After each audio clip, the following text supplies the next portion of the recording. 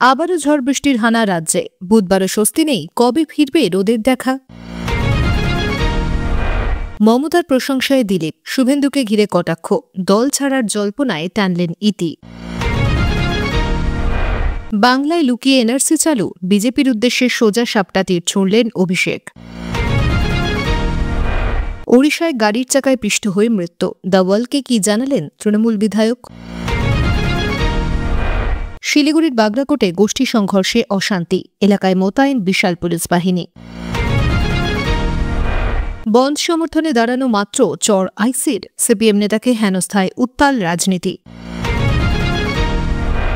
আরজিকর ধর্ষণ খুনকাণ্ডে সাজাপ্রাপ্ত সঞ্জয়ের আর্জি, বেকসুর খালাস করুন, হাইকোর্টে মামলা। রক্ষণাবেক্ষণের অভাবে মারুন ফাটল, গুজরাটে গম্ভীরা সেতু ভেঙে 11 জনের মৃত্যু। বাংলার বদলে বিহার, নীতি আয়োগের ওয়েবসাইটে চূড়ান্ত ভুল, ক্ষুব্ধ মুখ্যমন্ত্রী মমতা। টাটা গোষ্ঠী কি বাংলায় ফের বিনিয়োগে আসছে, নবান্নে মুখোমুখি মমতা টাটা উত্তরসূরি। বিগত কয়েকদিন ধরে বিক্ষিপ্তভাবে বৃষ্টি অব্যাহত রয়েছে বঙ্গে, কখনো সকাল কখনো সন্ধে আকাশ কালো করে বজ্রসহ বৃষ্টিপাত হচ্ছে বিভিন্ন জেলায়, ফলে সাধারণ মানুষ বিশেষত অফিস যাত্রী ও ছাত্রছাত্রীদের মধ্যে বাড়ছে দুর্ভোগ। এই পরিস্থিতিতে প্রশ্ন উঠছে, আবহাওয়ার এই বৈরিতা কবে শেষ হবে, কবে ফিরবে স্বাভাবিকতা? এই প্রশ্নটাই এখন সকলের মনে ঘুরপাক খাচ্ছে।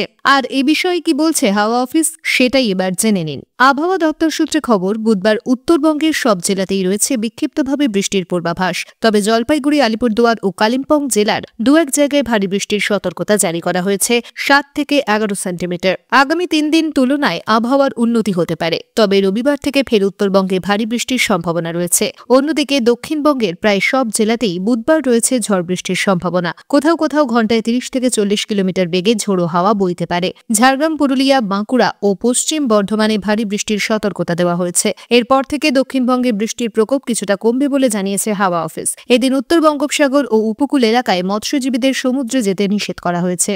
দলবদলের জল্পনায় ইতি টানলেন দিলীপ ঘোষ। বুধবার দিল্লিতে শিবপ্রকাশের সঙ্গে বৈঠকের পর বঙ্গ বিজেপির প্রাক্তন সভাপতি জানিয়ে দেন তিনি দল ছাড়ছেন না। বলেন, যে পার্টি আমাকে দাঁড় করিয়েছে সেই পার্টি আমি কেন ছাড়ব। একই সঙ্গে মুখ্যমন্ত্রী মমতা বন্দ্যোপাধ্যায়ের প্রশংসা করে জানান, তার বিরুদ্ধে অন্তত দুর্নীতির অভিযোগ নেই। দলীয় কর্মসূচিতে অনুপস্থিতি, দলীয় নেতৃত্বের অবহেলা ও লোকসভা কেন্দ্রের রদবদল নিয়ে বহুদিন ধরেই অভিমানী ছিলেন দিলীপ। এসব কারণেই তার তৃণমূল যোগ নিয়ে গুঞ্জন জোরালো হয়েছিল। কিছুদিন আগে দীঘায় গিয়ে মুখ্যমন্ত্রীর প্রশংসাও করেছিলেন, যা সেই জল্পনা আরও উস্কে দেয়। তবে দিল্লিতে গিয়ে যেন কিছুটা বদলে গেছেন দিলীপ। জানান, কেউ কেউ তাঁকে দলছাড়া করতে চেয়েছিল, কিন্তু তিনি বিজেপির শৃঙ্খলাবদ্ধ সৈনিক। শুভেন্দু অধিকারী ও সুকান্ত মজুমদারের নাম না করে তাঁদের উদ্দেশ্যে কটাক্ষ ছুড়ে বলেন, আমি তো কাজ করেছি, কিন্তু আমায় মিটিংয়ে চেয়ার পর্যন্ত দেওয়া হতো না। মমতা প্রশংসা প্রসঙ্গে বলেন, যার নামে কোনো কেস নেই তাকে চোর ডাকাত বলি কি করে? দিলীপের মতে কর্মীরা নয়, কিছু নেতা অস্বস্তিতে পড়েছেন কারণ মমতা আমাকে গুরুত্ব দেন। এই মন্তব্য ঘিরেই নতুন করে উত্তাপ রাজ্য রাজনীতিতে। অসমে কোচবিহারের বাসিন্দা উত্তম কুমার ব্রজবাসীকে এনআরসি নোটিশ পাঠানো নিয়ে তীব্র রাজনৈতিক চাপানোতর শুরু হয়েছে। এই ঘটনায় মুখ্যমন্ত্রী মমতা বন্দ্যোপাধ্যায়ের পর এবার বিজেপিকে তীব্র ভাষায় আক্রমণ করলেন তৃণমূলের সর্বভারতীয় সাধারণ সম্পাদক অভিষেক বন্দ্যোপাধ্যায়। তাঁর অভিযোগ, জনসমর্থন না পেয়েও পশ্চিমবঙ্গে এনআরসি চাপিয়ে দেওয়ার চেষ্টা করছে বিজেপি। এক্স পোস্টে অভিষেক লেখেন, যেখানে বিজেপির কোনো নৈতিক অধিকার নেই সেই বাংলায় পিছনের দরজা দিয়ে এনআরসি চালুর প্রতারণামূলক চেষ্টা চলছে। বাংলাভাষী নাগরিকদের ভয় দেখিয়ে অসমের ডিটেনশন ক্যাম্প মডেল কায়েম করতে চাইছে গেরুয়া শিবির। তিনি আরও বলেন, এটি আর কেবল রাজনৈতিক লড়াই নয়, এটা গণতন্ত্র ও সংবিধান রক্ষার লড়াই। মুখ্যমন্ত্রী আগেই বলেন, যাদের বৈধ পরিচয়পত্র আছে, বহু দশক ধরে বাংলা তাদের বাসভূমি, তাঁদেরই আজ হয়রানি চলছে। তৃণমূল সাংসদ সামিরুল ইসলাম জানান, উত্তম কুমারের নাম 1966 সালের ভোটার তালিকায় ছিল, তা সত্ত্বেও তাকে বিদেশি বলা হচ্ছে। এই ঘটনাকে কেন্দ্র করে তৃণমূল নেতৃত্ব সরব হয়েছে বিজেপির বিরুদ্ধে। মুখ্যমন্ত্রীর মতে এটি গণতন্ত্রের উপর পরিকল্পিত আক্রমণ। এনআরসি ইস্যুতে ফের তপ্ত বঙ্গ রাজনীতি। ওড়িশার বালেশ্বর জেলার জামুঝাদি চকের কাছে জাতীয় সড়কে মর্মান্তিক দুর্ঘটনায় মৃত্যু হল এক বাইক চালকের। মৃত যুবক রাধাকান্ত লেনকার পেশায় বিদ্যালয়ের পিয়ন। মঙ্গলবার বেলা 11:30 নাগাদ হাওড়ার তৃণমূল বিধায়ক গৌতম চৌধুরীর গাড়ির সঙ্গে সংঘর্ষে ঘটনাস্থলেই প্রাণ হারান তিনি। বিধায়ক জানান, তিনি পুরী থেকে হাওড়ায় ফিরছিলেন। সঙ্গে ছিলেন স্ত্রী, 2 দাদা ও 1 বৌদি।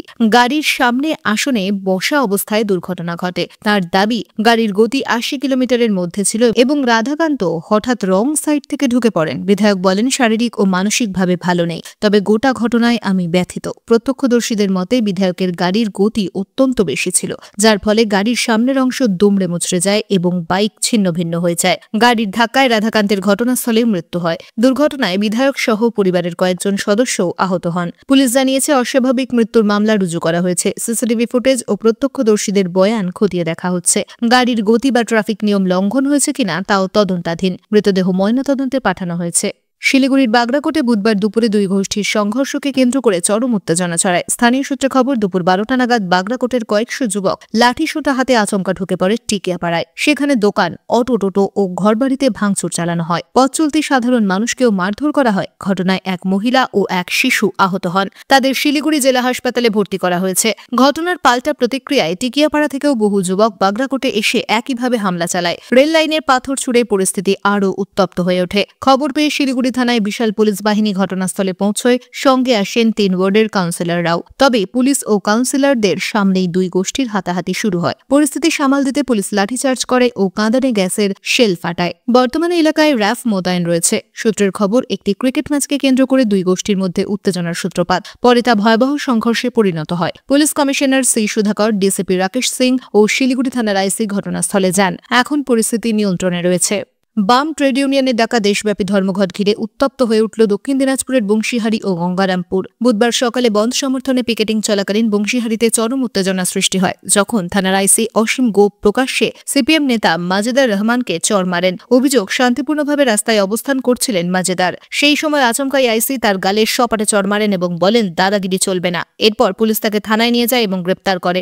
ঘটনায় সিপিএম এর বংশীহারি এরিয়া কমিটি তীব্র প্রতিবাদ জানিয়েছে। সম্পাদক বাবলুচন্দ্র দে বলেন, একজন নেতা চড় মারছেন অথচ অন্য পক্ষের গালিগালাজ চুপ থাকেন। এসডিপিও ও পুলিশ সুপারের কাছে অভিযোগ জানানো হবে। অন্যদিকে গঙ্গারামপুরে বন্ধ সমর্থকদের মিছিলে পুলিশ বাধা দিলে বিক্ষোভ শুরু হয়। হাই রোড ও রেজিস্ট্রি অফিস এলাকা থেকে সিপিএম নেতা জীবন কুমার সরকার সহ মোট 18 জনকে গ্রেফতার করে গঙ্গারামপুর থানায় নিয়ে যাওয়া হয়। শেষ পাওয়া খবর অনুযায়ী তাদের এখনো ছাড়া হয়নি। পুলিশ এই বিষয়ে এখনো মুখ খোলেনি, তবে সিপিএম হুঁশিয়ারি দিয়েছে, পদক্ষেপ না হলে বৃহত্তর আন্দোলনে নামবে তারা। আরজিকর কাণ্ডে নিজেকে নির্দোষ দাবি করে কলকাতা হাইকোর্টের দ্বারস্থ হলেন সাজাপ্রাপ্ত সঞ্জয় রায়। বেকসুর খালাস চেয়ে ইতিমধ্যে আবেদন করা হয়েছে। জানা গেছে, আগামী সপ্তাহেই ডিভিশন বেঞ্চে এই মামলার শুনানি হতে পারে। 2024 সালের 9 অগস্ট আরজিকর মেডিকেল কলেজের এক তরুণী চিকিৎসককে ধর্ষণ ও খুনের ঘটনায় দেশ জুড়ে শোরগোল পড়ে যায়। শুধু ভারতেই নয়, এই ঘটনায় প্রতিবাদ উঠেছিল আন্তর্জাতিক মহলেও। ন্যায় চাই স্লোগানকে সামনে রেখে জুনিয়র ডাক্তার থেকে শুরু করে সাধারণ মানুষ আন্দোলনে সামিল হন। উঠে আসে থ্রেড কালচারের অভিযোগও। এই ঘটনায় শিয়ালদহ আদালত চলতি বছরের জানুয়ারিতে সঞ্জয় রায়কে যাবজ্জীবন কারাদণ্ডে দণ্ডিত করে। তিনি আরজিকর মেডিকেলের প্রাক্তন সিভিক ভলান্টিয়ার ছিলেন। সেই রায় চ্যালেঞ্জ করেই এবার হাইকোর্টে আবেদন করেছেন তাঁর আইনজীবী। আইনজীবীর দাবি, সাজাপ্রাপ্ত হলেও উচ্চ আদালতে যাওয়ার অধিকার তাঁর আছে। এই আবেদনের প্রস্তুতির জন্য সময় প্রয়োজন ছিল। এখন আদালতের কাছে তার নির্দোষ প্রমাণ ও খালাসের আবেদন জানানো হয়েছে। এই মামলার পরবর্তী শুনানির দিন ঘিরে ফের চাঞ্চল্য ছড়াতে পারে রাজ্য রাজনীতিতে। গুজরাটে ফের সেতু বিপর্যয়। বুধবার ভোরে ভাদোদরা জেলার গম্ভীরা সেতু ভেঙে মৃত্যু হয়েছে অন্তত 11 জনের। মহিসাগর নদীর উপর তৈরি 40 বছরের পুরনো এই সেতুর একাংশ হঠাৎ ভেঙে পড়ে একাধিক গাড়ি নদীতে পড়ে যায়। মৃতদের মধ্যে একই পরিবারের 3 জন রয়েছেন। আহত 9 জনকে হাসপাতালে ভর্তি করা হয়েছে। নিখোঁজ আরও 3 জনের সন্ধানে তল্লাশি চালাচ্ছে এনডিআরএফ ও এসডিআরএফ। 1986 সালে তৈরি প্রায় 900 মিটার দীর্ঘ এই সেতু যুক্ত করত মধ্য গুজরাট, দক্ষিণ গুজরাট ও সৌরাষ্ট্রকে। সেতুটি নির্মাণ করেছিল UP state bridge construction corporation. Police সূত্রে খবর, সকাল 7:30টার সময় সেতুর 2 স্তম্ভের মাঝে একটি বড় স্ল্যাব ভেঙে পড়ে। এতে সৌরাষ্ট্রের সঙ্গে দক্ষিণ ও মধ্য গুজরাটের সংযোগ কার্যত বিচ্ছিন্ন হয়ে পড়ে। এখন সেই দূরত্ব বেড়ে হয়েছে প্রায় 150 কিলোমিটার। মুখ্যমন্ত্রী ভূপেন্দ্র প্যাটেল ঘটনার তদন্তে উচ্চ পর্যায়ের কমিটি গঠনের নির্দেশ দিয়েছেন। তবে প্রশ্ন উঠছে 4 দশকের পুরনো সেতুর রক্ষণাবেক্ষণ নিয়ে। উল্লেখযোগ্যভাবে 2022 সালে মোরবি সেতু দুর্ঘটনায় প্রাণ হারিয়েছিলেন 134 জন, যার স্মৃতি এখনো টাটকা। নীতি আয়োগের ওয়েবসাইটে প্রকাশিত রিপোর্টে পশ্চিমবঙ্গের জায়গায় বিহারকে দেখানো ঘিরে শুরু হয়েছে রাজনৈতিক বিতর্ক। Summary report for the state of West Bengal শীর্ষক 4 পাতার ওই নথির প্রচ্ছদে ভারতের মানচিত্রে বাংলার স্থানে বিহারের অংশ হাইলাইট করা হয়েছে। বিষয়টি নজরে আসতেই ক্ষুব্ধ প্রতিক্রিয়া দিয়েছেন মুখ্যমন্ত্রী মমতা বন্দ্যোপাধ্যায়। তৃণমূল কংগ্রেসের তরফে এক্স হ্যান্ডেলে জানানো হয়েছে, মমতা এই ঘটনায় গভীর অসন্তোষ প্রকাশ করে নীতি আয়োগের ভাইস চেয়ারপারসন সুমন বেরিকে চিঠি লিখেছেন। চিঠিতে তিনি বলেছেন, এমন ভুল শুধুই মানচিত্র বিভ্রান্তি নয়, বরং গোটা নীতি আয়োগের বিশ্বাসযোগ্যতাকেই প্রশ্নের মুখে ফেলে দিয়েছে। পাশাপাশি তিনি রিপোর্টটি অবিলম্বে সংশোধন ও নিঃশর্ত ক্ষমা প্রার্থনার দাবি জানিয়েছেন। মুখ্যমন্ত্রীর মতে এই ধরনের ভুলে দেশের নাগরিকদের বিভ্রান্ত করা হয় এবং কোন রাজ্যের অস্তিত্বকেই অবজ্ঞা করা হয়। এটি নিছক সফটওয়্যার ত্রুটি নয়, বরং দায়িত্বজ্ঞানহীন মনোভাবের প্রতিফলন। পাশাপাশি ভবিষ্যতে এমন ভুল যাতে না ঘটে তার জন্য কঠোর মান নিয়ন্ত্রণ ব্যবস্থার দাবিও তুলেছেন তিনি। নীতি আয়োগ এখনও এ নিয়ে প্রকাশ্যে কোনো মন্তব্য করেনি। বুধবার নবান্নে মুখ্যমন্ত্রী মমতা বন্দ্যোপাধ্যায়ের সঙ্গে বৈঠকে বসলেন টাটা গোষ্ঠীর চেয়ারম্যান এন চন্দ্রশেখরন। বৈঠকের ভিডিও মুখ্যমন্ত্রী নিজেই শেয়ার করেন এক্স হ্যান্ডেলে। তাতে জানানো হয়েছে, রাজ্যে টাটা গোষ্ঠীর ভবিষ্যৎ উপস্থিতি এবং বাণিজ্য বিনিয়োগের সম্ভাবনা নিয়ে আলোচনা হয়েছে। এই সাক্ষাৎকে কেন্দ্র করে প্রশ্ন উঠছে, তাহলে কি বাংলায় টাটার প্রত্যাবর্তন? প্রসঙ্গত 2006 থেকে 8 সালের মধ্যে সিঙ্গুরে টাটার ন্যানো প্রকল্প ঘিরে চরম রাজনৈতিক টানাপোড়েন তৈরি হয়েছিল।